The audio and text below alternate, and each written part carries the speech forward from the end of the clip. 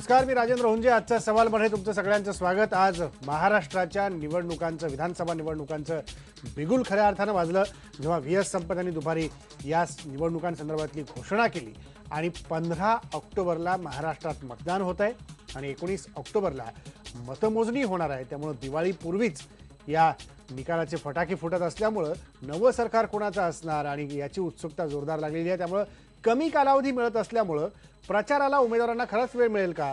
2.5 लाख ते 3.25 लाखाच्या दरम्यानचा मतदारसंघ असलेला महाराष्ट्रातल्या प्रत्येक मतदारसंघातल्या शेवटच्या मतदारापर्यंत उमेदवार प्रत्येक पक्षाचा पोहोचू शकेल का? हा खरा मुद्दा आहे आणि यावरचा आपला आजचा सवाल. विधानसभेच्या उमेदवारांना प्रचारासाठी पुरेसा वेळ मिळेल का, यावर बोलण्याकरता आपल्यासोबत स्टुडिओमध्ये आहेत काँग्रेसचे प्रवक्ते हरीश रोगे. आपल्यासोबत पुण्याच्या स्टुडिओमध्ये आहेत भाजपचे आमदार गिरीश बापट आणि पत्रकार अरुण खोरे देखील. आणि आपल्यासोबत येणार आहेत शिवसेना खासदार अरविंद सावंत आणि राष्ट्रवादीचे प्रवक्ते राहुल नार्वेकर. मला सुरुवात रोगे साहेब तुमच्यापासून करायची आहे. आघाडीची सत्ता आहे. मुख्यमंत्री म्हणाले की चौथ्यांदा आपल्याकडे सत्ता पुन्हा एकदा मतदार सोपवतील. पण जो कालावधी एकूण निवडणुकीचा आपण जर पाहिला तर पुरेसा वेळ मिळेल असं तुम्हाला वाटतं? काय साधारणपणे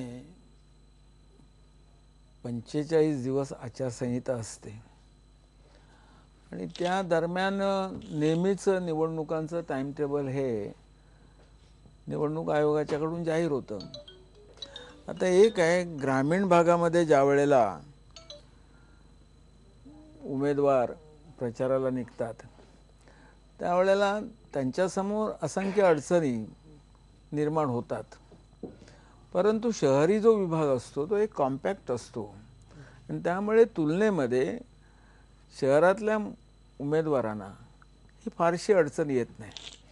परंतु ग्रामीण भागामधल्या उमेदवारांना हे नक्कीच थोडीशी अडचण येते. उदाहरणार्थ मी कोकणामधून येणारा कार्यकर्ता आहे. माझ्यासारखा जर एखादा उमेदवार कोकणातल्या एखाद्या मतदारसंघामध्ये जर निवडणूक लढवत असेल तर त्याला त्या संपूर्ण मतदार जवळजवळ 400 ते 450 गावं त्या मतदारसंघामध्ये असतात आणि त्या प्रत्येक मतदारसंघामध्ये त्याची जरी किती जरी इच्छा असली तरी सुद्धा त्याला पोहोचणं अशक्य होतं. कारण उदाहरण ग्रामीण भागामध्ये एका ठिकाणी गेलात, गावामध्ये पोचता, परंतु त्या गावामध्ये गेल्याच्या नंतर एका विशिष्ट वाडीमध्ये जर जाऊन पोचायचं असेल तर तिथपर्यंत कदाचित रस्ता पण नसतो आणि मग त्या उमेदवाराला एक अर्धा तास किंवा पाऊण तास चालत जावं लागतं. आणि त्यामुळे साधारणपणे कार्यकर्त्यांचं संघटन करण्यामध्ये, नियोजन घडवण्यामध्ये आणि मतदारांना भेटण्यामध्ये अडचणी येऊ शकतात. अडचणी त्यात येतील पण असं तुम्हाला वाटतंय? गिरीश बापट, मला तुम्हाला हा प्रश्न हाच विचारायचा आहे की शहरातली मतदारसंघ, जसं तुमचा कसबा मतदारसंघ पुण्यातला आहे किंवा मुंबईतली काही मतदारसंघ असतील, शहरामध्ये कदाचित मतदारापर्यंत पोहोचणं एक वेळ सोपं होऊ शकतं. पण ग्रामीण भागाचा जर विचार केला तर 2 टोकाची गावं गाठणं उमेदवाराला मुश्किल होतं. त्यामुळे जो काही कालावधी अर्ज भरण्यापासून स्क्रुटिनी, अर्ज परत घेण्यानंतर 1 तारखेनंतर जो केवळ 12 दिवसांचा वेळ आपल्याला मिळणार आहे, हा पुरेसा आहे उमेदवाराकरता?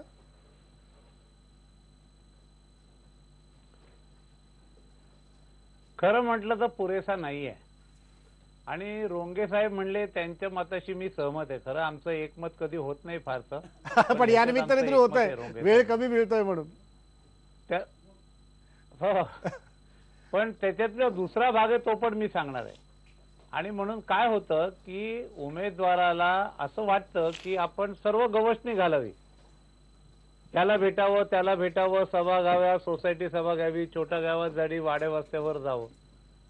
पण त्या वेळेला त्याच्या वेळेच्या मर्यादा खूप असतात आणि आता रात्री 10 नंतरची वेळ नाहीये. दुपारची वेळ कामाची नसते. साधारणपणे सकाळी 12 नंतर संध्याकाळी 6 पर्यंत उमेदवार व्यक्तिगतच गाठीभेटी घेऊ शकतो, सार्वजनिक कार्यक्रम होत नाहीत. हे खरं आहे की शहरी भागामध्ये त्या मानाने कमी त्रास आहे. आणि आता शहरी विभागात तर साधारण जीपवरनं पदयात्रा आहेत आणि उमेदवार आपल्याकडे एकदा येऊन गेला तरी लोक खुश असतात. ग्रामीण भागात अंतर खूप आहे 2 गावांच्या मधलं. गावात गेल्यानंतर सगळा गाव गोळा होतो. आम्ही एक सभा उरकून दुसऱ्या चौकात 5व्या मिनिटाला जातो, पण ग्रामीण भागात 1 तास लागतो किंवा पाऊण तास लागतो. त्यामुळे खरं म्हणजे 1.5 महिना हा प्रचाराला मिळाला पाहिजे असं माझं मत आहे, नंबर 1. पण ह्याच्यातलं माझं दुसरं मत समजून घ्या. ज्याला कोणाला उमेदवारी हवी असते त्यांनी 5 वर्ष सतत मतदारसंघात चांगला संपर्क ठेवला, सार्वजनिक जीवनात सहभागी असेल, लोकांच्या सुखदुःखात सहभागी असेल, समूहाचे प्रश्न सोडवलेले असतील आणि वेगवेगळ्या माध्यमातून जर लोकांच्या पुढे येत असेल, तर माझा अनुभव सांगतो, मी लोकांना जेव्हा भेटायला जातो तेव्हा लोक असं म्हणतात, अहो तुम्ही आम्हाला 5 वर्ष भेटताच आहात, आत्ता कशाला भेटायला आला? पण जे 5 वर्ष मतदारांना तोंड दाखवत नाही, असे अनेक उमेदवार अनेक ठिकाणी असतात, अनेक पक्षातही असतात, मोकळेपणाने बोलायचं झालं त्यांना त्या नागरिकांच्या प्रश्नाला उत्तर देता देता नाकी नव्हते, मग ते टाळतात, मग त्यांचा कार्यकर्ताच काहीतरी बोलतो. आणि म्हणून जो उमेदवार आहे त्याचा जर मतदारसंघात चांगला संपर्क 5 वर्ष सतत असेल तर ही वेळ पुरणारी आहे. शहरी भागात तरी नक्की पुरणारी आहे, पण ग्रामीण भागामध्ये मात्र असं होत नाही. आणि आता शहरी ग्रामीण अशा वेगळ्या निवडणुका होत नाहीत, त्यामुळे निवडणुकीला 1.5 महिना तरी कमीत कमी माणसाला मिळाला तर मग त्या छोट्या बैठका, सगळ्या समूहापर्यंत जाणं, पत्रव्यवहार, लोकांच्या गाठ, व्यक्तिगत लोक इतकी कामं सांगतात फिरायला लागल्यावर त्याची दखल पण घ्यावी लागते, नाही घेतलं तरी लोकांना आवडत नाही. आणि त्यामुळे आत्ताचा जो आहे, खरं म्हणजे का उशीर केला हे मला कळत नाही. माहिती होतं की या विधानसभेची मुदत केव्हा संपते काय. आता काँग्रेस तर तुम्हाला माहितीये की एकही दिवस वाया नाही घालवला, मिळेल त्या दिवशी जी.आर. हाण, मिळेल त्या दिवशी जी.आर. हाण. एकेका महिन्यात 1042 निर्णय या सरकारने घेतले. आता ते कसे आहेत, फसवे आहेत, लोकांना पटणार नाहीत, लोकांना माहितीये की काय चाललंय ते, ही गोष्ट वेगळी. पण कशा करता वेळ दिला आधीचा. पण निवडणूक आयोगाला मी विचारू इच्छित नाही, शकत नाही. आता निवडणूक आयोगाने जे ठरवलं आहे ते आम्ही आमच्या कामाच्या जीवावर, पक्ष संघटनेच्या जीवावर, कार्यकर्त्याच्या जीवावर सगळीकडे पोहोचण्याचा प्रामाणिक प्रयत्न करू. आणि मला असं वाटतं की त्यामुळे आता आहे त्या वेळेत पुरेल, काही अडचण येणार नाही. आहे त्या वेळेत पुरे होईल असं तुम्ही म्हणताय. राहुल नार्वेकर देखील आपल्याबरोबर आलेले आहेत, प्रवक्ते राष्ट्रवादी काँग्रेसचे. राहुल नार्वेकर, तुम्ही लोकसभेची निवडणूक लढलेली आणि प्रचाराचा कालावधी किती असला पाहिजे हे तुम्ही बघितलं, आणि त्याच्यातले 6 मतदारसंघ, 1 लोकसभा, याच्यातला एक आपण पकडला तर हा मिळणारा 10-12 दिवसाचा कालावधी पुरेसा आहे. मी अगदी याच मुद्द्यावरती येणार होतो. निश्चितपणे यंदा जो वेळ मिळणार आहे उमेदवारांना तो थोडाफार कमी असणार आहे. एरवी मिळतो वेळ त्याच्यापेक्षा. जेमतेम आज निवडणुकीला आजपासून आपण बघितलं तर 32-33 दिवस आज आपल्याला मिळतात. आणि खऱ्या अर्थाने जसं बापटसाहेब आत्ता म्हणाले की वेळ जरी मिळाला तरी एखादी व्यक्ती जेव्हा विधानसभेची उमेदवारी मागते किंवा विधानसभेसाठी इच्छुक असते तेव्हा निश्चितपणे त्या व्यक्तीचं समाजकार्य, त्या व्यक्तीचा आपल्या मतदारसंघाबद्दल संपर्क हा अतिशय दणकट असणं अतिशय आवश्यक आहे. आणि बहुतेक उमेदवारांची तशी परिस्थिती असते. त्यामुळे वेळ जरी थेट प्रचारासाठी कमी मिळाला तरी एखादा सक्षम उमेदवार असेल तर त्याला केवळ वेळ कमी मिळाला म्हणून मी निवडणुकीत आपला परफॉर्मन्स दाखवू शकणार नाही हे कारण पुरेसं पडणार नाही असं मला वाटतं. आपण आता लोकसभेचा मुद्दा घेतला. लोकसभेच्या निवडणुकीतही आज साधारण 30-35 दिवस आपल्याला मिळतात निवडणुकीपासून. त्यावेळेला जवळजवळ 43-44 दिवस मिळाले. आणि तसं असताना लोकसभेच्या निवडणुकीत 6 विधानसभा मतदार क्षेत्र असतात. या जवळजवळ 1800 ते 2200 गावं असतात कव्हर करण्यासारखी. आणि 40 दिवस काय 400 दिवसही एवढ्या गावांमध्ये जायला कमी असतात. म्हणून फक्त तसं तुम्ही बघितलं तर 30 दिवस किंवा 45 दिवस ह्यात काय विशेष फरक पडत नाही. आपण जर बघितलं तर विधानसभेचं कॅल्क्युलेशन आपण बघू. 180, 200, 250, 300 पोलिंग बूथ असतात. जवळजवळ 300 पोलिंग बूथ म्हणजे 400 साधारण 350 गावं असतात ग्रामीण भागात. शहरी भागात पण जवळजवळ 280 ते 300 पोलिंग बूथ असतात. तर 30 दिवसात या सगळ्या ठिकाणी जाणं शक्य नसतं. पण तरीही आज जर आपण बघितलं निवडणूक आयोगाने जे रिस्ट्रिक्शन्स टाकले आहेत म्हणजे 10 वर्षापूर्वी जे रिस्ट्रिक्शन्स होते आणि आता जे रिस्ट्रिक्शन्स आहेत त्याला आपण जर त्याचं कंपॅरिझन केलं तर आज प्रचार करणं तेवढंच अवघड झालं आहे. आज वेळेची बंधनं आहेत. 10 वाजता प्रचार थांबवायला लागतो. दुपारी तुम्ही प्रचार सहसा करत नाहीत. त्यानंतर आज तुम्ही पब्लिसिटी मटेरियल वापरू शकत नाही, त्याच्यावर पण नियंत्रण आलं आहे. तुम्हाला खर्चावरती नियंत्रण आहे. या सगळ्या गोष्टी चांगल्या आहेत, याचा मी विरोध करत नाही. पण जेव्हा या सगळ्या रिस्ट्रिक्शन्स आपल्यावरती येतात तेव्हा उमेदवाराला जास्त वेळ मिळाला तर ते निश्चितपणे त्याच्यासाठी ॲडव्हान्टेजेस राहील. पण वेळ मिळाला नाही म्हणून त्याच्यातनं निवडणुकीत काही फरक पडणार आहे ह्या मताशी मी सहमत नाही. म्हणजे वेळ मिळाला पाहिजे असं तुम्ही स्पष्टपणे म्हणताय. मला ब्रेकपूर्वी अरुण खोरे सरांना विचारायचं आहे. खोरे सर, ज्या प्रकारे आपण ही निवडणूक बघतोय की विधानसभेची ही निवडणूक वेगळी निश्चितपणे असेल प्रत्येक विधानसभेच्या निवडणुकीची तुलना करता, पण जो वेळ अगदी कमी मिळालेला आहे, ही चर्चा काही दिवस आधी सुरू होती की 30-32 दिवसामध्ये निवडणूक आयोग निवडणुका उरकेल, साधारणतः तसंच घडताना दिसलं. आणि त्यानंतर सगळी प्रक्रिया पूर्ण होऊन जेव्हा प्रत्यक्ष उमेदवाराला प्रचार करायला सुरुवात करावी लागते, 10 ते 12 दिवस हातात मिळतात. हा वेळ पुरेसा आहे असं वाटतंय? आणि आता खरं म्हणजे ह्या सगळ्या राजकीय नेत्यांनी आता सांगितलं आपल्याला, नार्वेकर असतील, गिरीश असेल किंवा रोंगे असतील, या तिघांनी चांगली मांडणी केली आणि हा वेळ प्रचारासाठी कमी पडेल असं सांगितलं.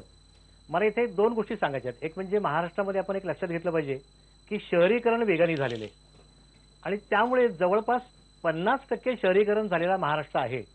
आणि त्यामुळे ही जोडलेली शहरं आणि गावं या भागातले मतदारसंघ जे आहेत तिथे प्रचाराला हा वेळ कमी पडेल असं मला वाटत नाही.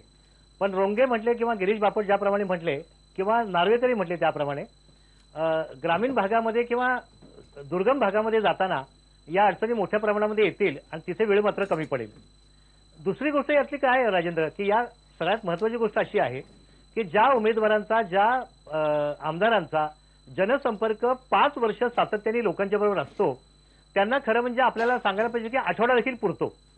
इथे तुम्हाला मुद्दाम एक गोष्ट सांगायला पाहिजे आपल्याला की बारामती मतदारसंघामध्ये आम्ही पत्रकार अनेक वर्ष शरद पवारांच्या वेगवेगळ्या प्रचारसभा कव्हर केल्या. तर शरद पवार लोकसभेला उभे राहताना त्यांची साधारणतः शेवटच्या आठवड्यामधली एकच सभा होते कायम, आणि ती शेवटची सभा ही प्रचार सभा होते आणि प्रचार सभेची एकूण सांगता होते आणि त्या सभेवरती शरद पवारांचं यश अवलंबून असतं. हे जवळपास गेल्या 10-12 निवडणुकांच्या मध्ये आम्ही बारामतीमध्ये बघितलेलं आहे. याच प्रमाणामध्ये यशवंतराव चव्हाणांच्या सभा देखील कराडमध्ये व्हायच्या हे बघितलेलं आहे. काळ बदललाय. मगाशी नार्वेकर म्हटले की बऱ्याच गोष्टींच्यावरती मर्यादा आलेल्या आहेत, बंधन आलेली आहेत, बरोबर आहे. परंतु आपल्याला एक लक्षात घेतलं पाहिजे की सोशल मीडियासारखं एक मोठं साधन आता उपलब्ध आहे.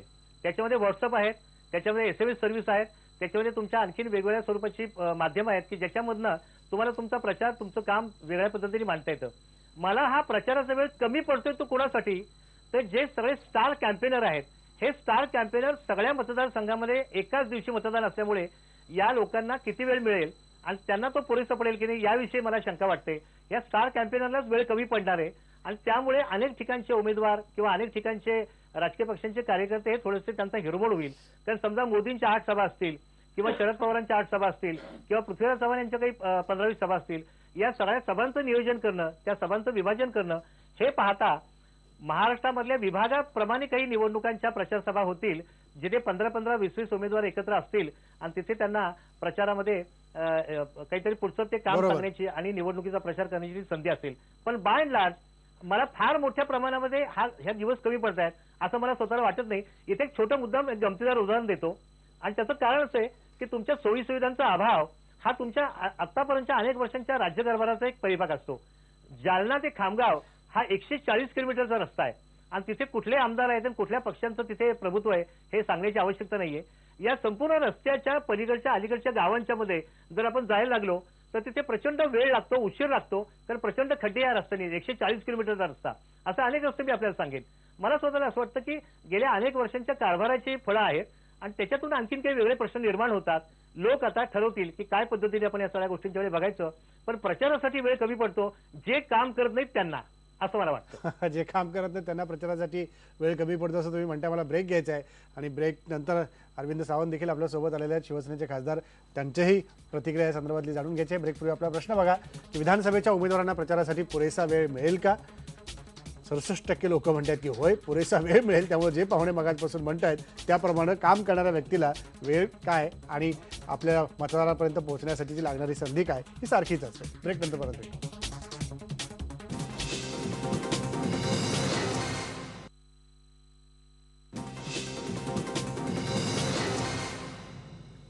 ब्रेक नंतर स्वागत तुमचं. मला ब्रेक नंतर अरविंद सावंत मगाशी जसं म्हणाले तसं की प्रतिक्रिया तुमची घ्यायची आहे की ज्या प्रकारे आपण विधानसभा निवडणूक आत्ता लागली दुपारी आणि साधारणतः सगळीच निवडणूक प्रक्रिया बघितली तर 30-32 दिवसांची आहे आणि प्रत्यक्ष उमेदवाराचा मिळणारा वेळ प्रचाराचा हा 10 ते 12 दिवसांचा त्याच्या हातात पडतो. हा वेळ पुरेसा आहे तुम्हाला वाटतं? त्याच्यात 2 प्रकार आहेत. एक गोष्ट अशी की पक्ष निवडणूक कोण लढतं, व्यक्ती की पक्ष. पक्षाचं काम हे सातत्यानं लोकांसमोर कार्यकर्त्यांच्या माध्यमातून जात असतं.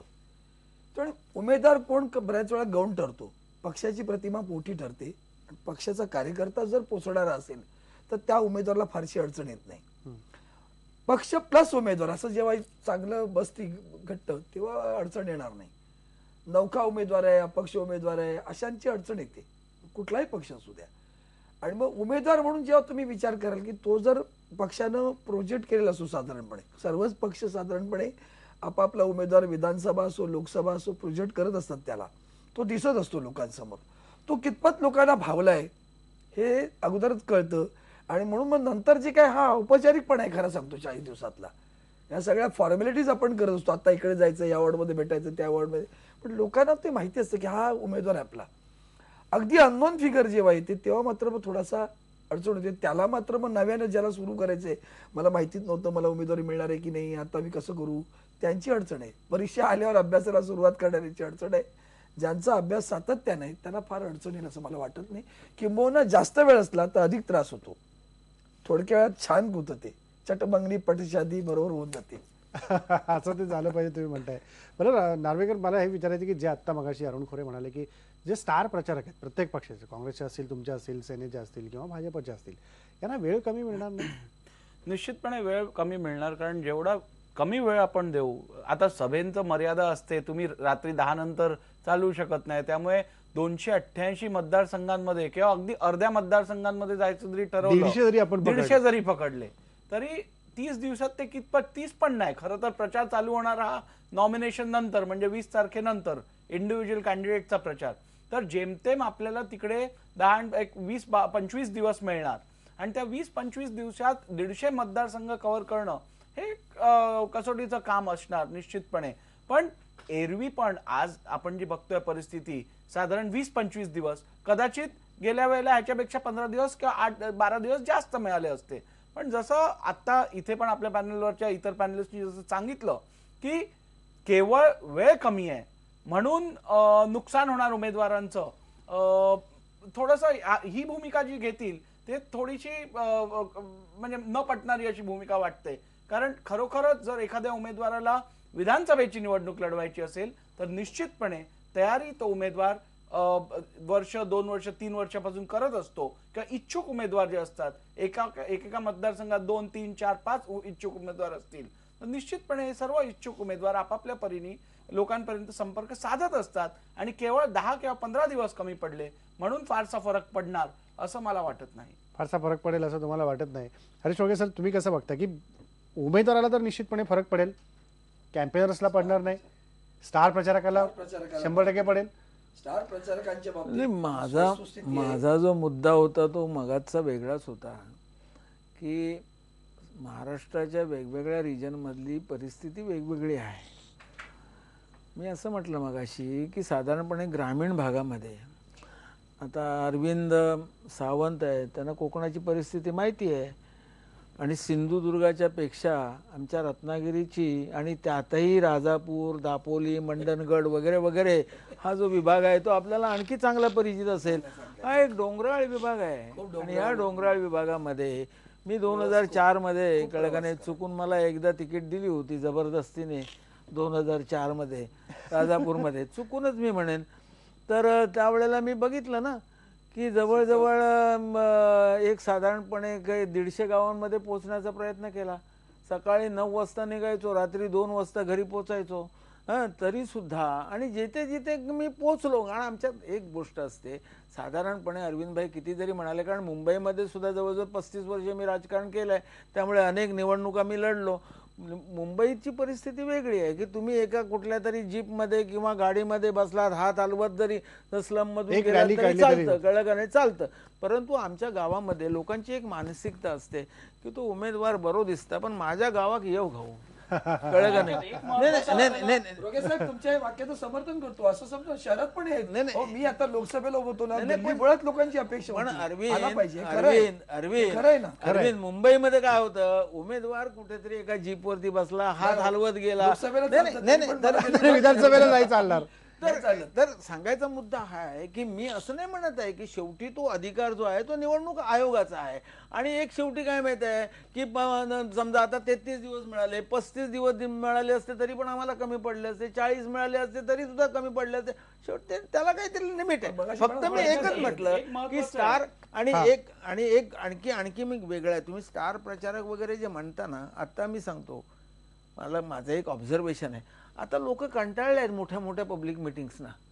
आता साधारणपणे त्यांना असं वाटतं की माझा उमेदवार माझ्या गावामध्ये आला पाहिजे, माझ्या घरापर्यंत आला पाहिजे, आणि तो कसा दिसतो, त्याच्या डोक्यामध्ये काय आहे, तो माझे प्रश्न हाऊसमध्ये गेल्याच्या नंतर प्रभावीपणे मांडू शकेल का नाही, हे मी जे अनुभवलं अरविंद भाई, ते मी सांगतो तुम्हाला. फार प्रचंड एक मिनिट फार मोठ्या मिटिंग लावायच्या आणि मग त्याच्यामध्ये इतकी दमछाक होते त्या उमेदवाराची, कळलं का नाही. आणि कोकणासारख्या ठिकाणी मी पाहिलेलं आहे ना की 3-3, 4-4 साहजिक आहे. कोकणासारखीच परिस्थिती राज्यात इतर ठिकाणी पण आहे, ग्रामीण भागाची. आपण शहरी भागातला आपण बापटांशी पण बोललो, तसं सांगतो. शहरी भागात सुद्धा आता माझा अनुभव आहे, हे जे म्हणतात तशी अपेक्षा शहरी भागात पण तुम्ही लोकसभेला उभे आहेत की विधानसभेला उभे आहेत, त्यांना उमेदवार दिसला लागतो. आम्ही गल्लीबळात फिरलो, पण शहरी भागातली अडचण अशी की तो दिसतो कॉम्पॅक्ट, पण मुंबईतलं ट्रॅफिक पाहिलं तर मग इथून तिथपर्यंत पोहोचायला किती वेळ लागत असेल याचा विचार केला तर तुम्ही एका ठिकाणी गेलात. आताच तुम्ही उदाहरण दिलं 2 मिनिटापूर्वी की मला एलपी स्टँडवरनं परळ यायला 1.5 तास लागला. ही शहरी भागातली पण अडचण आहे. आणि म्हणून वस्तुस्थिती आहे, उमेदवार लोकांना पाहायचा असतो. पण त्यातला महत्वाचा मुद्दा जो तुम्ही मांडलात मगाशी, स्टार कॅम्पेनरचा जो विषय, तो खरा आहे. स्टार कॅम्पेनरच्या संदर्भात मात्र एवढ्या सभा घेणं त्यांची आता वातात आहे, पण अनेक नेत्यांनी अगोदरच सभा घेऊन मोकळे झालेले आहेत बऱ्यापैकी, त्यामुळे त्यांचं स्टारिंग सुरू झालेलं आहे.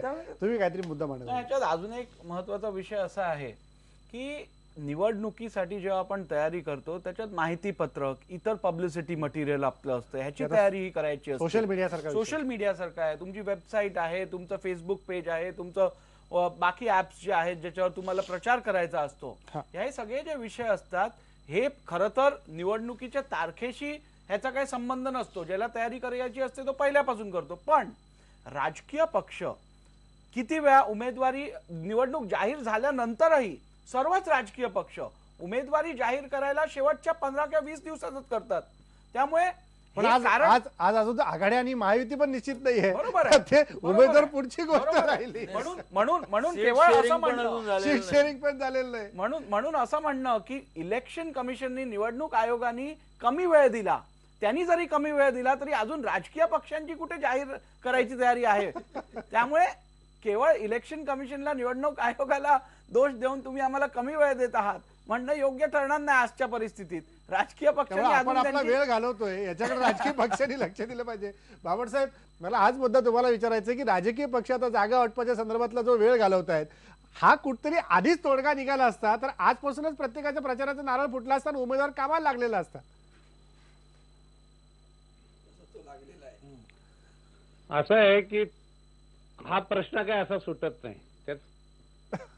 त्याचं कारण आहे, समोर कोण उमेदवार उभा आहे, आपल्यातला कोण जाणार आहे का, दुसऱ्यातला कोण येणार आहे का, या सगळ्या गमती जमती असतात. आमच्या उमेदवारीवर दुसऱ्याची उमेदवारी अवलंबून असते. त्यामुळे ही गडबड असते. आणि तुम्हाला मी सांगतो की त्याच वेळेत करावी लागते. पण याच्यात वेळ जात नाही का? की फार आधी ठरवून चालत नाही, घोटाळे होतील. म्हणून करत नाहीत पक्ष. हा, पण मला एक मुद्दा मांडायचा आहे याच्यात. हा, बोला. असं आहे की समजा मी एक आमदार आहे आणि माझा मतदारसंघ आहे. तर मतदारसंघामधलं माझं संघटन म्हणजे माझा शेवटचा कार्यकर्ता हा मतदाराच्या घरापर्यंत 2-3दा मग आमचा अहवाल असतो तो देण्याच्या रूपाने असेल, त्या भागातली एखादी मीटिंग असेल त्याचं पत्रक देण्याच्या निमित्ताने असेल, स्लिप देण्याच्या निमित्ताने असेल, आमचा कार्यकर्ता लोकांच्या घरी जाऊन भेटला आणि बोलला आणि आपल्या भागात उमेदवार येऊन गेले किंवा येऊन जाणार आहेत किंवा अमुक ठिकाणी मीटिंग आहे आपण या. आता लोकांनाही कळतं की प्रत्येकाच्या घरी उमेदवार जाऊ शकत नाही. ही काही ग्रामपंचायतीची निवडणूक नाही. 3-3.5 लाख मतदार म्हणजे साधारणपणे 90,000 कुटुंबांपर्यंत जायचं असतं आपल्याला, साधारण 80,000-90,000 कुटुंबात. तर लोक हे समजून असतात.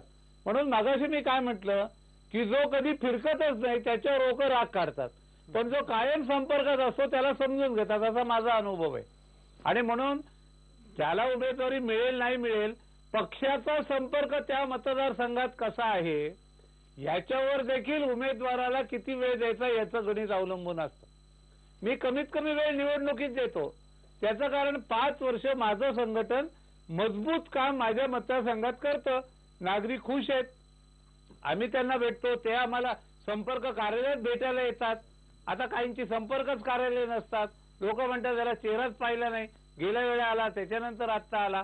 आणि त्यामुळे निवडणूक यंत्रणेला सामोरं जात असताना त्या उमेदवारांनी आणि पक्षांनी देखील संघटनात्मक आणि उमेदवारांनी देखील रचनात्मक काय काम केलंय, संपर्काचं त्याची योजना कशी आहे, त्याचं ऑफिस कसं आहे, त्याचे कार्यकर्ते बोलके आहेत की नाही, समाजाच्या सर्व घटकातले आहेत की नाही, या सगळ्याचा विचार करून मला तरी आता असं वाटतं की शहरी भागात मला हा पुरेसा वेळ आहे. मी उलट थोडा जास्त वेळ काढून दुसऱ्या मतदारसंघात प्रचाराला पण जाईल. म्हणजे तुम्ही तुमचा मतदारसंघ पूर्णपणे बांधून ठेवलेलं दिसतं बापट साहेब, काही गडबड दिसत नाही. 100% बांधलंय, गडबड काहीच दिसत 100% बांधलंय. नाही. दुसऱ्या मतदारसंघात प्रचाराला जायची तयारी ठेवता म्हणजे गडबड काही नाहीये. तुम्ही आता काही गडबड करू नका म्हणजे नीट चालू. गडबड मला अरुण कोरे सरांना विचारायचं आहे. कोरे सर, ज्या पद्धतीने आता प्रचारातली ही रंगत खरंच याच सगळ्या शब्दांनी समोर येताना दिसणार आहे, पण जो वेळ जरी कमी मिळाला, जसं मगाशी आपण म्हटलं की ह्या संधीचा पुरेपूर फायदा उठवला पाहिजे. आता बदलत्या सगळ्या समीकरणांमध्ये, बदलत्या सगळ्या राजकीय परिस्थितीमध्ये नव्या येणाऱ्या उमेदवारांनी वेळ जरी कमी मिळाला तर हे आव्हान मानून ह्या संधीचा पुरेपूर फायदा उठवला पाहिजे की नाही? नाही, नवीन येणाऱ्या उमेदवारांनी या संधीचा फायदा घेतला पाहिजे, कारण त्यांच्या दृष्टीने लोकशाहीच्या शिक्षणाची सुरुवात आहे.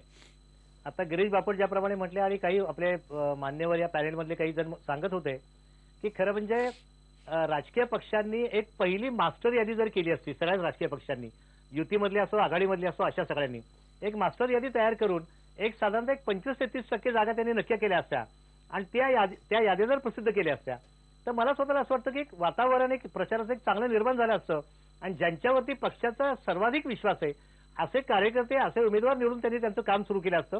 पक्षाकडे आणि पक्षाच्या संघटनात्मक फळीकडे एक चांगला मेसेज गेला असता. या पद्धतीने खरं करता आलं असतं. परंतु मुख्यतः ज्यांना सत्ता मिळण्याची शक्यता आहे असे पक्ष आणि ज्यांना सत्ता टिकवायची आहे असे आघाडीमधले पक्ष, अशा सगळ्यांची आता धुमश्चक्री चाललेली आहे की शेवटच्या क्षणापर्यंत आता उमेदवार कसा बदलायचा, काय बदलायचा, ज्याचा उल्लेख काही प्रमाणामध्ये बापटांनी केला. मला स्वतःला असं वाटतं की ही खरं म्हणजे लोकशाहीच्या शिक्षणाची एक वेगळी सुरुवात आहे आणि वाड्यापासून, चाळीपासून, छोट्या छोट्या वस्त्यांच्यापासनं, झोपडपट्ट्याच्यापासनं एक चांगल्या प्रकारची इंटरॅक्शन सुरू करणं ही मला असं वाटतं की फार मोठी संधी या विधानसभेच्या निवडणुकीच्या निमित्ताने मिळते. आणि दिवस कमी का जास्त हा मुद्दा नाहीये. मगाशी हरीश रोंगे फार गमतीदार विधान त्यांनी केलं की लोकांना सध्या स्टार प्रचारक नकोयत. काँग्रेसच्या बाबतीमध्ये 100% सत्य आहे. काँग्रेसच्या लोकांना, काँग्रेसच्या संघटनेला, काँग्रेसच्या कार्यकर्त्यांना आणि उमेदवारांना सध्या स्टार प्रचारक नकोयत. त्यांना आपल्या भागामध्ये येऊन उमेदवारांनी काम करणं आणि स्थानिक पातळीवरच्या नेत्यांनी काम करणं हे अपेक्षित आहे. परंतु अन्य पक्षांची स्थिती वेगळी आहे. कदाचित राष्ट्रवादी, कदाचित भाजप, कदाचित शिवसेना यांना स्टार प्रचारकांची गरज असेल, पण काँग्रेसचा नाहीये. कारण लोकसभेच्या पुण्यातल्या निवडणुकीच्या काळामध्ये मी बघितलं राहुल गांधींची सभा कशी अपयशी होईल याच्यासाठी या आघाडीमधल्या अनेक घटकांनी प्रयत्न केलेले होते आणि म्हणून ते व्यापक अर्थाने जे बोलले ते कटू असलं तरी सत्य आहे हे सांगायला पाहिजे. पण या निमित्ताने एक संधी मिळते, ह्या संधीचा उपयोग राजकारणामध्ये शिरणाऱ्या नव्या पिढीने, नव्या उमेदवारांनी करायला पाहिजे. खोरे सर, तुम्हाला आणि उत्तर त्याचा द्यायचं follow हरीश घेत रोंगेंना. आपलं राजकीय करिअर पुढे केलं पाहिजे. खोरे साहेब, माझ्या विधानाचा आपण वेगळ्या तऱ्हेने अर्थ लावलात, परंतु तुम्ही राजकारणी नाही आहात, पत्रकार आहात, त्यामुळे मी अतिशय सौम्य भाषेमध्ये आपल्याला उत्तर देतो.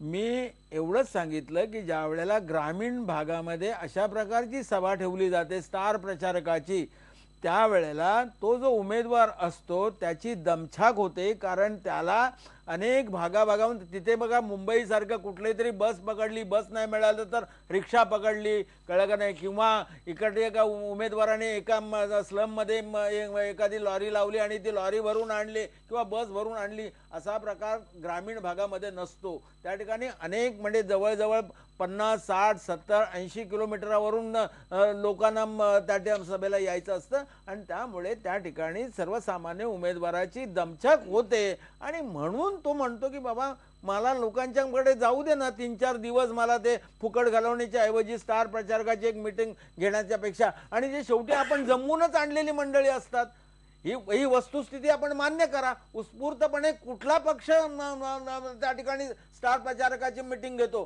त्या ठिकाणी कार्यकर्त्यांना किंवा लोकांना जमवूनच आणलं जातं आणि मग त्यांना जमवून जर आणायचं असेल एखाद्या सभेसाठी, त्याच्याऐवजी 50 किंवा 100 गावामध्ये तो जो उमेदवार पोहोचला तर त्याचा परिणाम अधिक चांगला होतो. त्यामुळे खोरे साहेब, आपल्याबद्दल मला नितांत आदर आहे, परंतु माझ्या विधानाचा आपण वेगळा अर्थ घेतलात, एवढंच मी आपल्याला या ठिकाणी सांगू इच्छितो. मला ब्रेक घ्यायचा आहे. ब्रेक नंतर आणखी काही 2 मुद्द्यांवरती चर्चा करायची आहे. ब्रेकपूर्वी आपला प्रश्न बघा की विधानसभेच्या उमेदवारांना प्रचारासाठी या पुढचा पुरेसा वेळ मिळेल का? अजूनही 67% लोक म्हणतात की होय, हा वेळ मिळेल, पण 33% लोकांना मान्य नाही की हा वेळ पुरेसा नाही. शेवटच्या सेगमेंटमध्ये आपण आलेलो आहोत. मला याच सगळ्या मुद्द्यावरती पुढे जात असताना विचारायचं आहे की भाई, ज्या प्रकारे आपण स्टार प्रचारकाचा मुद्दा बोललो किंवा वेळ मिळणार नाही, अमुक होणार नाही, पण मुळात आता या सगळ्या निवडणुकांचं स्ट्रक्चरच या पुढच्या काळात कदाचित बदलत जाईल की काय, असं आता ह्या सगळ्या प्रक्रियेवरून दिसून येत आहे. म्हणजे उमेदवार तितके सजग झालेले आहेत. पूर्वी आधी उमेदवार ठरले जायचे, सगळं व्हायचं. उमेदवार ठरवायलाच वेळ का लागतोय पक्षांना? जर ते ठरलं तर पक्षापुढे ही वेळ येणार नाही की 10 दिवस राहिले की 12 दिवस राहिले. नाही, असं आहे, प्रत्येक पक्षाची जडणघडण वेगळी. पहिली गोष्ट, उमेदवार ठरवायला वेळ लागतो असं नसतं. म्हणजे माझ्यावरून सांगतो, ते अंदाज पक्षाकडे ठरलेलं असतं साधारण काय करायचंय ते. पण आता जशी आता आमच्याकडे समजा आमचा महायुतीचा विचार घेऊया आणि आता नव्यानं काही पक्ष जोडले गेले. मागच्या वेळी ते होते का? नव्हते. मग आता विधानसभेला या सगळ्या पक्षांना काही जागा सोडायच्या आहेत. मग त्या कोणत्या सोडायच्या? त्याच्यावर एकमत होणं, त्यांच्या मागण्या त्या रास्त आहेत की अवास्तव आहेत याच्यावरची चर्चा होणं. शेवटी जिंकणं हा मुद्दा असतो. तुम्हाला सत्ता घ्यायची आहे, मग या सगळ्या गोष्टींसाठी विलंब लागतो खरं तर. आणि तो जो आग्रह किंवा दुराग्रह जो काही चालू असतो, तो कधी कधी उमेदवारांचा असतो, कधी कधी पक्षांचा असतो. त्याच्यात समन्वय साधणं याला फारसा वेळ लागतो.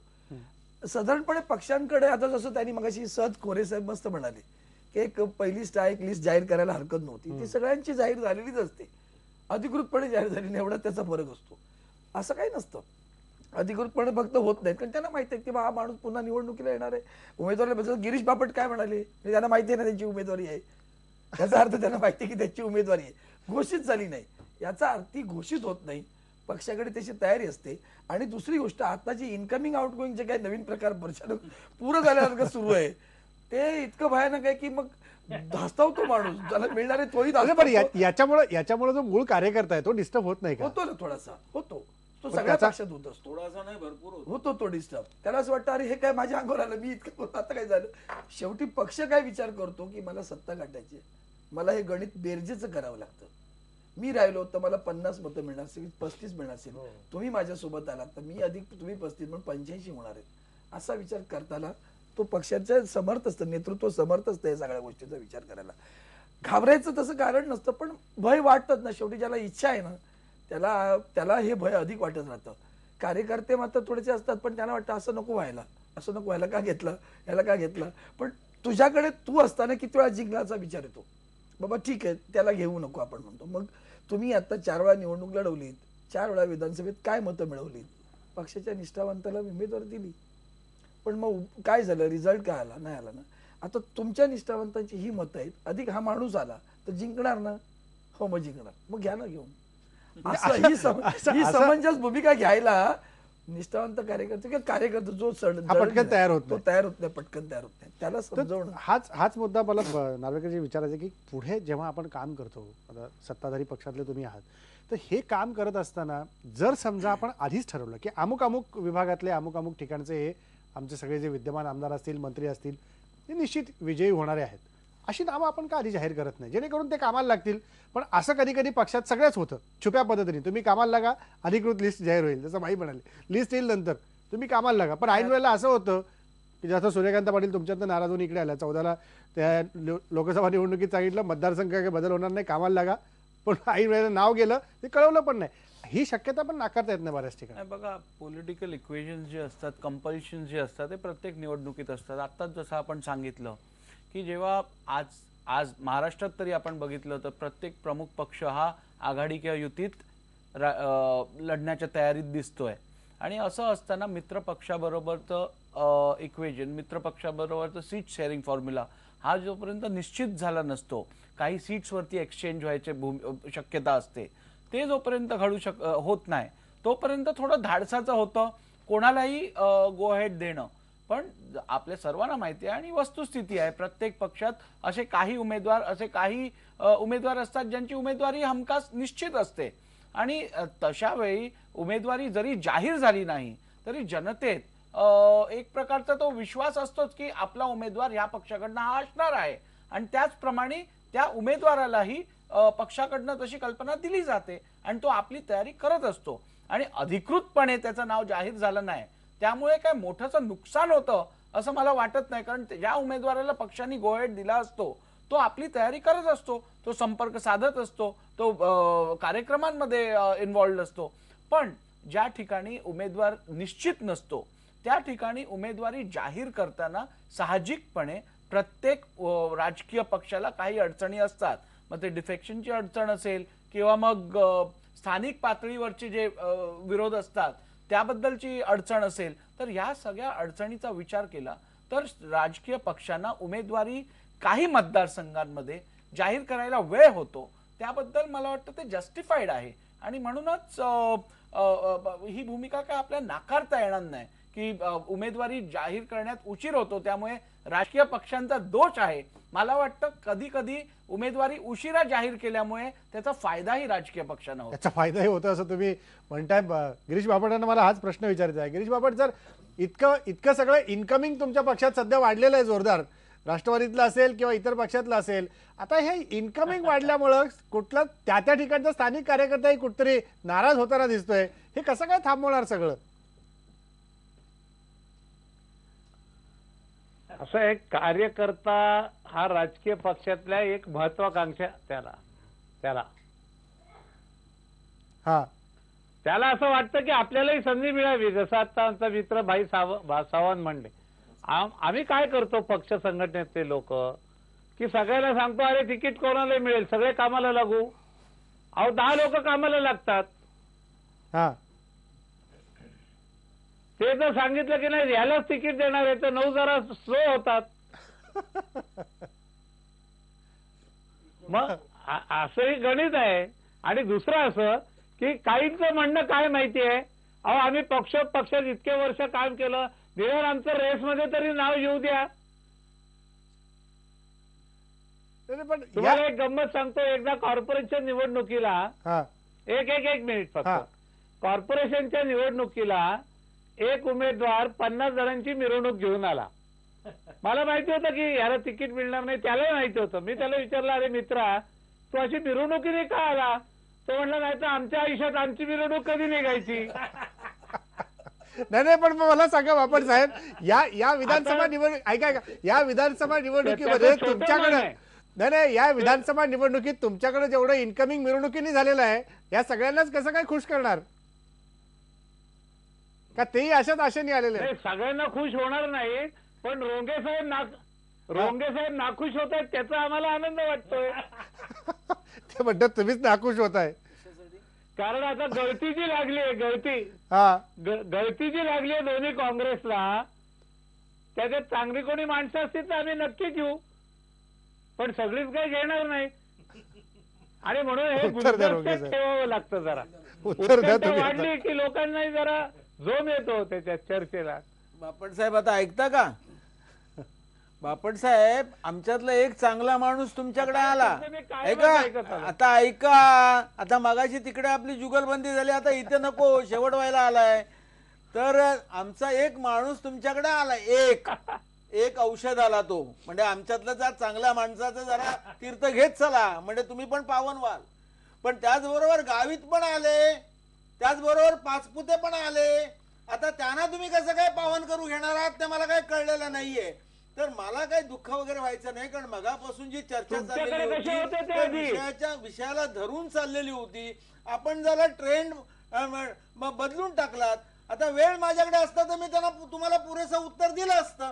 मी आपल्याला एक सांगतो की याच्यामध्ये ज्या काही वाईट प्रवृत्ती आल्या किंवा येता आहेत, याचं कारण जर कशामध्ये असेल, त्याचं मूळ जर कशामध्ये असेल, तर या महाराष्ट्रामध्येच नव्हे तर संपूर्ण देशामध्ये युतीचं आणि आघाड्यांचं जे राजकारण सुरू झालेलं आहे त्याच्यामुळे ह्या सगळ्या अपप्रवृत्ती निर्माण होत आहेत. आता मगाशी म्हणाले की तुमच्याकडे इन्कमिंग आमच्याकडे भरपूर जोरात आहे.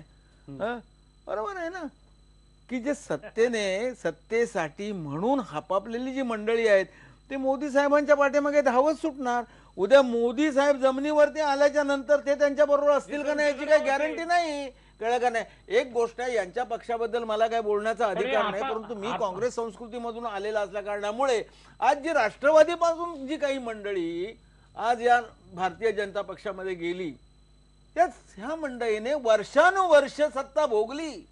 अनेक वेळा ते खासदार झाले, अनेक वेळा ते आमदार झाले, अनेक वर्ष मंत्रीपद त्यांनी भोगली आणि आज कुठेतरी पराभव झाला किंवा काँग्रेस पक्ष किंवा आघाडी अडचणीमध्ये. ते काय म्हणतात ऐका. हा, कोण बापट साहेब काय म्हणतात ऐका, तुम्हालाच उत्तर देतात. बोला. रोंगे साहेब, हा, रोंगे साहेब, हा, बोला. रोंगे साहेब, राष्ट्रवादीतली जादा मंडळी जी आमच्याकडे येऊ लागली ती आमच्यापेक्षा तुम्हाला जास्त कंटाळलीत. तुम्हाला कंटाळून ती आता आघाडीतलं बाहेर येत आहेत. अरे परवापर्यंत बापट साहेब आपण त्यांना भ्रष्टाचारी म्हणून त्या ठिकाणी त्यांची निंदा नालस्ती करत होता, त्यांना जेलमध्ये पाठवणार होता. आज त्यांना तुम्ही त्या येडियुरप्पांसारखं पावन करून घेतलं. हे मला अजून समजलेलं नाहीये की तुमच्याकडे आल्याच्या नंतर तो पावन होतो, तो चोराचा साव कसा काय होतो हे मला अजून कळलं तुम्हाला नाही. ते समजणार नाही. नाही एकदा समजावून टाका ना. जी मनात, बापट साहेब ऐका, जरा माझ्या ज्ञानामध्ये भर पडू देत ना. नाही, जी यांच्या मनात शंका निर्माण झाली आहे समजावून टाका, म्हणजे लोकांच्या मनातली शंका दूर होईल. तुम्ही फार ज्ञानी आहात. मी ना हो नक्की आहात. आमच्याकडे गेले ते राष्ट्रवादीत सगळ्यात जास्त गेले सगळ्यात जास्त आमच्या- प्रत्येकाच्या आज मनातलं- राष्ट्रवादीचं सगळं नेतृत्व जे आहे वरचं पातळीवरचं ते शिवसेनेचं आहे ना. त्यांनी म्हटलं आमच्याकडून फक्त एक ते खदगावकर साहेब गेले आणि आमच्याकडे पण इकडे पण एक गेले एक. त्यामुळे हे सगळं प्रत्येकाच्या मनातलं दुःख आहे. मला शेवटी खोरे सर तुम्हाला विचारायचं आहे की ज्या प्रकारची ही बदलती राजकीय परिस्थिती काय होईल विधानसभा निवडणुकीमध्ये, कशा प्रकारचा रंगतदार सामना पाहायला मिळेल? नाही, निवडणूक ही यावेळची रंगणार याच्यात शंका नाहीये. आणि आजपासून वेगवेगळ्या संस्थांचे सर्वे यायला सुरुवात झालेली आहे आणि हे सर्वे आल्यामुळे आता आणखीन ही निवडणूक रंगतदार होईल यात शंका नाहीये. मला मात्र या निमित्ताने ह्या सगळ्या मान्यवर राजकीय नेत्यांना एक विनंती करायची आहे आणि ती विनंती अशी करायची आहे की तुम्ही जर चांगलं वाचलं तर तुमची भाषणं चांगली होतील. तुम्ही चांगलं ऐकलं, पूर्वीच्या काही वक्त्यांची भाषणं असतील, नेहरूंचं असेल, आचार्य अत्रे असतील, अटल बिहारी वाजपेयी, यशवंतराव चव्हाण यांची काही भाषणं ऐकली तर तुमच्याकडे काही चांगले मुद्दे येतील की ज्या अनुषंगाने तुम्ही तुमच्या मतदारांना काही चांगलं आवाहन करू शकाल. मला स्वतःला असं वाटतं की एक चांगली भाषेची संस्कृती, जाती धर्माच्या पलीकडे असलेला सर्वधर्म समभाव अशा काही गोष्टी समोर ठेवून ही निवडणूक लढली गेली पाहिजे. व्यक्तिगत आरोप, निंदा नालस्ती आणि फालतू आरोप हे व्हायला नकोत असं मला स्वतःला वाटतं. एक अतिशय स्वच्छ चांगली निवडणूक व्हायला पाहिजे. या महाराष्ट्रामध्ये खूप चांगली परंपरा वक्त्यांची राहिलेली आहे, निवडणुकीमधली राहिलेली आहे. या सगळ्या परंपरेचा एक चांगला वारसा घेऊन यावेळची विधानसभेची निवडणूक व्हायला पाहिजे असं मला वाटतं. आणि भाषेचा चांगला वापर केला पाहिजे, मार्मिक वापर केला पाहिजे, एक अतिशय सुंदर वापर केला पाहिजे, बरोबर. शिव्या निंदा नालस्ती टाळली पाहिजे असं मला स्वतःला वाटतं. बापट साहेब तुम्हाला काहीतरी म्हणायचं थोडक्यात, वेळ संपलाय. नाही, मी एक शेवटची सूचना करतो हा. की आपण आज चांगली चर्चा केली, उमेदवारांच्या वेळेची काळजी घेतली. माझी IBMच्या माध्यमातून सर्व चॅनलला सूचना आहे की आम्हाला वेळ कमी मिळतो तर जरा मोफत वेळ तुमच्या चॅनलवर आम्हाला द्या, म्हणजे आम्ही मतदारांपर्यंत लवकर पोहोचू. त्याने आतापर्यंत इतका मोफत वेळ दिला, त्यामुळे किती पोहोचला आता या निवडणुकीत बघायचं आहे. हा खरा मुद्दा आहे की बापट वाटतात मोफत वेळ द्यामध्ये अनेक मतदार. त्यामुळं आतापर्यंत गेल्या 5 वर्षात जेवढा मोफत वेळ चॅनलने दिलेला आहे तर किती जणांपर्यंत पोहोचण्याचा फैसला 15 तारखेला लागेल बापट साहेब पुढच्या महिन्यात. माझा वेळ संपलाय. शेवटी आपला प्रश्न बघा की विधानसभेच्या उमेदवारांना प्रचारासाठी पुरेसा वेळ मिळेल का? बघा लोक काय म्हणतात. 70% लोक म्हणतात की होय वेळ मिळेल, मात्र ही संधी आणि हे आव्हान पेलून आपण त्या वेळेत काम पूर्ण केलं तर निश्चितपणे वेळ कमी पडला असं म्हणायला आपल्याला वेळ उरणार नाही. इथंच थांबू. पहा फक्त